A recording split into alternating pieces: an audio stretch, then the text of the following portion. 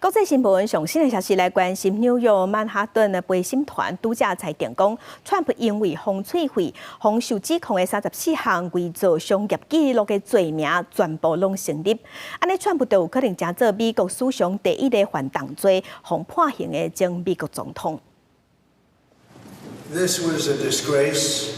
This was a rigged trial by a conflicted judge who was corrupt. It's a rigged trial, a disgrace.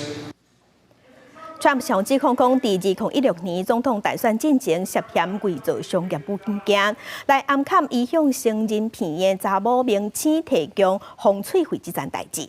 风吹会这个刑事案件伫顶个月开始审判，经过个月，伫28时完成结案的定时，12个陪审官指稿开始审议，30个时是结果出来，是34项伪造商业记录的动罪指控全部拢成立。啊，那法官即马拍算伫7月11会对外宣判。